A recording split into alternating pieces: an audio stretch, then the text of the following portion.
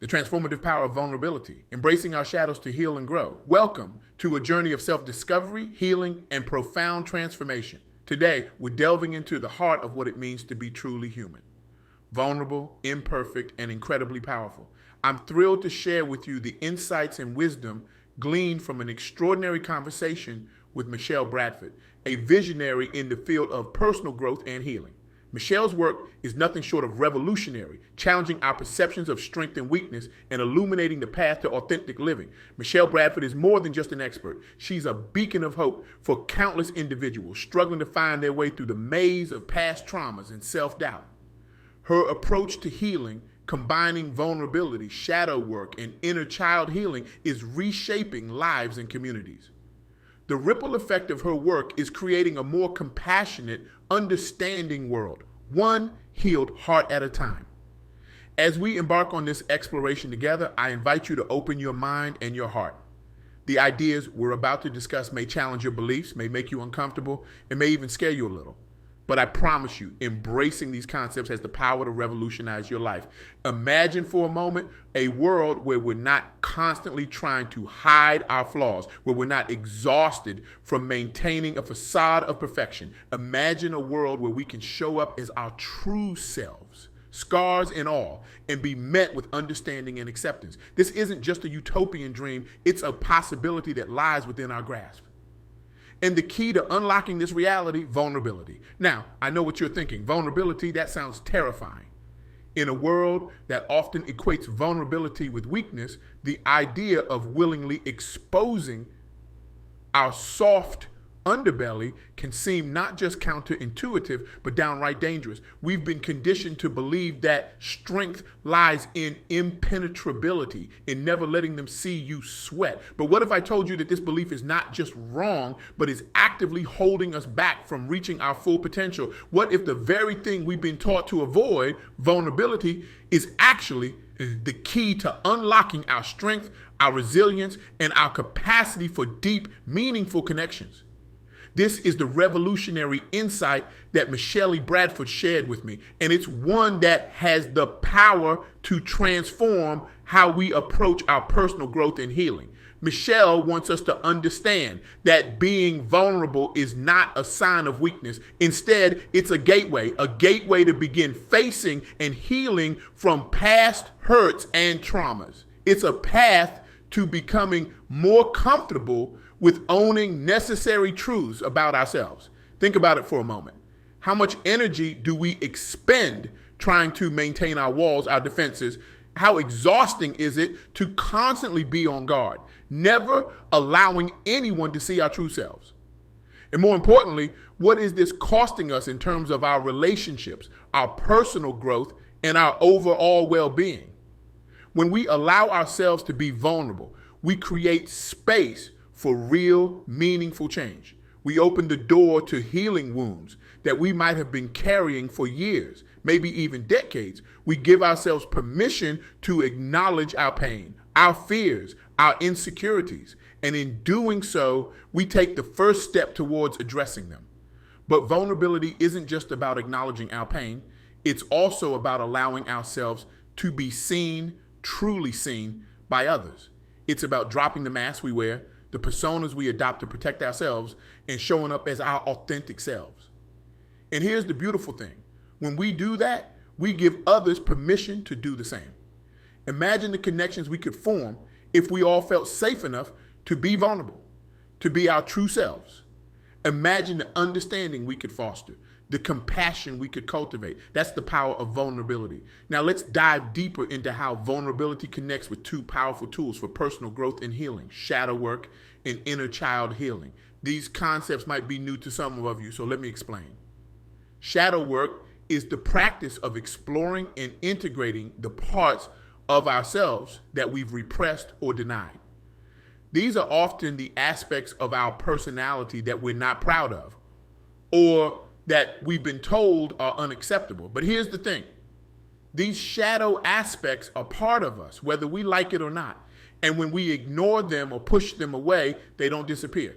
Instead, they often show up in our lives in unexpected and sometimes destructive ways. Let me share a story with you that illustrates the power of shadow work. There was a woman, let's call her Sarah, who had always prided herself on being kind and selfless. She was the one everyone turned to for help, the shoulder to cry on, the friend who would drop everything to be there for others. But underneath this facade of endless giving, Sarah was exhausted, resentful, and deeply unhappy.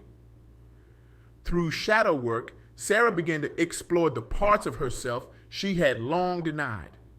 Her anger, her need for boundaries, her desire to sometimes put herself first. It wasn't easy. Acknowledging these aspects of herself felt selfish, even shameful at first.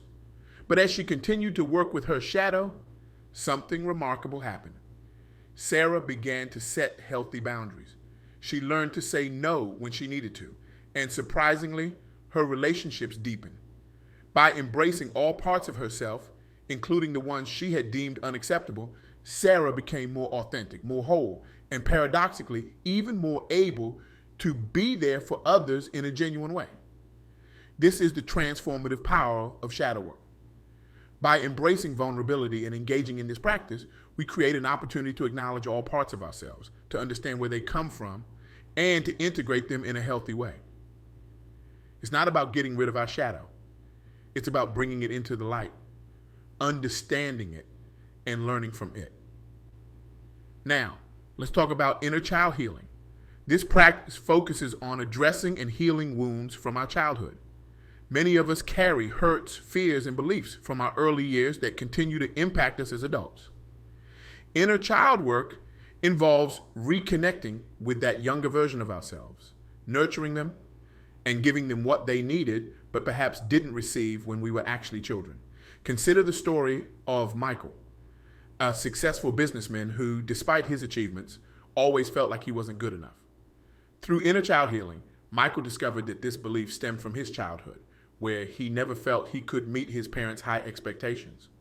By connecting with and nurturing his inner child, acknowledging the pain of that young boy who just wanted approval, Michael began to heal.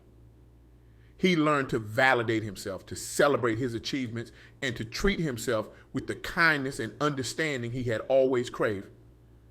Both shadow work and inner child healing require a great deal of vulnerability. They ask us to look at parts of ourselves and our histories that might be painful or uncomfortable. But as Michele emphasized in our conversation, this vulnerability is what allows these practices to be so effective in healing long-held traumas in our mind, body, and spirit. Now, I want to share with you 3 key insights that Michele stressed during our interview. These are lessons that I believe have the power to transform how we approach our personal growth and healing journeys. The first insight is that vulnerability is strength.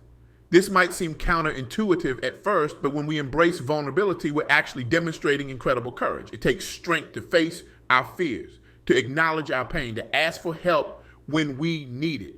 And it's through this vulnerability that we open ourselves up to deep, meaningful connections with others and with ourselves. Think about the people in your life who you admire most. Chances are they're not the ones who always pretend to have it all together.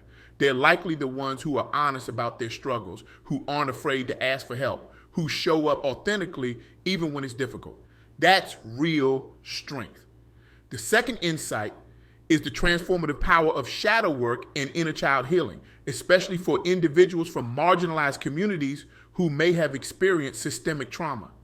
These practices help us understand and integrate repressed parts of ourselves, leading to a more holistic and empowered sense of self. They allow us to reclaim parts of our identity that we may have been forced to hide or suppress due to societal pressures or traumatic experiences. For example, consider the journey of a young man named David, who grew up in a community where expressing emotions was seen as a sign of weakness, especially for men. David learned to suppress his feelings, to always put on a brave face. But this suppression led to anxiety, depression, and difficulty forming close relationships. Through shadow work and inner child healing, David was able to reconnect with his emotional self. He learned that his sensitivity wasn't a weakness, but a strength that allowed him to form deeper connections and to be a more empathetic leader in his community. The third insight is that healing is a journey, not a destination. It's not a quick fix or a one-time event. It requires patience, self-compassion, and a willingness to confront our inner demons. It involves acknowledging and addressing emotional wounds, which often manifest as negative patterns and limiting beliefs in our lives. But it also involves finding healthy ways to cope and move beyond these wounds. This journey of healing is beautifully illustrated in the story of Emily, a survivor of childhood abuse. For years, Emily struggled with trust issues, low self-esteem, and difficulty in relationships. She tried various therapies, but often felt frustrated when she didn't see immediate results. It was only when Emily embraced the idea of healing as a journey that things began to shift for her. She started to celebrate small victories. The first time she trusted a new friend, the moment she stood up for herself at work, the day she looked in the mirror and felt a glimmer of self-love. Emily learned to be patient with herself, to treat herself with the same compassion she would offer a dear friend. Over time, these small steps added up to significant changes in her life. Her relationships improved, her career flourished, and most importantly, she developed a loving relationship with herself. Emily's story reminds us that healing isn't about reaching a perfect end state. It's about progress, not perfection. It's about learning, growing, and becoming more of who we truly are with each passing day. Now, I want to share with you a powerful example of vulnerability and healing in action. This story comes from an unexpected source. The world of celebrity and music. I'm talking about Michael Bublé, the renowned singer whose journey of vulnerability in the face of personal crisis offers profound lessons for all of us. In 2016, Bublé's world was turned upside down when his young son was diagnosed with cancer. This devastating news forced Bublé to confront his deepest fears and vulnerabilities. He had to grapple with the possibility of losing his child, and in doing so, he had to reevaluate everything in his life. Now, it would have been easy for Bublé to retreat from the public eye, to hide his pain and struggle behind the facade of celebrity. But instead, he chose vulnerability. He made the courageous decision to be open about his family's journey, to share both the fears and the hopes that came with his son's diagnosis and treatment. Bublé stepped away from his career at its peak, prioritizing his family over fame and fortune. He spoke candidly in interviews about the emotional toll of the experience, about the moments of despair and the glimmers of hope. He allowed the world to see him not as a polished performer, but as a father grappling with one of life's most challenging trials. This vulnerability had a profound impact, not just on Bublé himself, but on millions of people around the world. By sharing his story, he created a space for others to acknowledge their own pain, their own fears. He showed that even those who seem to have it all face struggles, and that it's okay to not be okay sometimes. But the story doesn't end there. As Bublé navigated this difficult journey, something remarkable happened. He experienced a profound shift in his perspective on life and career. The things that once seemed so important, chart positions, award shows, critical acclaim, paled in comparison to the simple joy of his son's recovery and the precious moments with his family. When Bublé eventually returned to music, he came back changed. His music took on new depth, infused with the raw emotion and hard-won wisdom of his experience. He spoke of feeling more authentic, more connected to his art and to his audience than ever before. This transformation extended beyond his career. Bublé reported feeling a greater sense of personal fulfillment, a deeper connection with his family, and a renewed sense of purpose in his work and his life. By embracing vulnerability in his darkest hour, he emerged stronger, more resilient, and more authentically himself. Bublé's story serves as a powerful reminder of the strength that can be found in vulnerability. It shows us that when we have the courage to be open about our struggles, to ask for help, to show up as our authentic selves, even when it's difficult, we open the door to profound personal growth and deeper connections with others. but you don't have to be a world famous singer to harness the power of vulnerability. Each of us in our own lives has the opportunity to choose vulnerability every day. It might be in sharing our fears with a loved one, in asking for help when we need it, or in acknowledging our mistakes and learning from them. These acts of vulnerability, small as they might seem, have the power to transform our lives and the lives of those around us. They allow us to build deeper, more authentic relationships. They create space for empathy and understanding. And perhaps most importantly, they allow us to fully embrace all parts of ourselves: the light and the shadow, the strong and the weak, the certain and the doubtful. As we near the end of our time together, I want to leave you with a challenge. It's the same challenge that Michele left me with at the end of our interview. And it's one that I believe has the potential to transform your life. I challenge you to embrace vulnerability as a strength, to explore shadow work and inner child healing as tools for personal growth and healing. Take the first step by acknowledging the need to address past traumas and seek out resources and support to begin your healing journey. This challenge isn't easy. It requires courage. It requires patience. It requires self-compassion. But I believe, and Michele's work convincingly shows, that it's worth it. Start small. Maybe it's opening up to a trusted friend about something you've been struggling with. Maybe it's journaling about a childhood experience that still affects you. Maybe it's seeking out a therapist or counselor who can guide you through shadow work or inner child healing. Whatever form it takes, remember that embracing vulnerability is an act of strength. It's a step toward becoming your most authentic, empowered self. As you embark on this journey, be kind to yourself. Healing is not a linear process. There will be ups and downs, steps forward and steps back. But each time you choose vulnerability, each time you face a fear or acknowledge a pain, you're growing, you're healing, you're becoming more fully yourself. And remember, you're not alone on this journey. There are people and resources out there to support you. Reach out when you need help. Share your experiences with others when you feel ready. Your vulnerability might just be the inspiration someone else needs to start their own healing journey. Imagine a world where vulnerability is celebrated rather than shunned. A world where we can show up as our authentic selves, where we can acknowledge our pain and our struggles without fear of judgment. A world where we support each other in our healing journeys, where we recognize that our wounds don't define us, but our courage to face them does. This world is not just a distant dream, it's a reality we can create, one vulnerable conversation at a time, one act of self-compassion at a time, one step in our healing journey at a time. So I ask you, will you join me in this revolution of vulnerability? Will you have the courage to look into your shadows, to embrace your inner child, to show up authentically in your life? Will you be brave enough to be vulnerable? The journey won't be easy.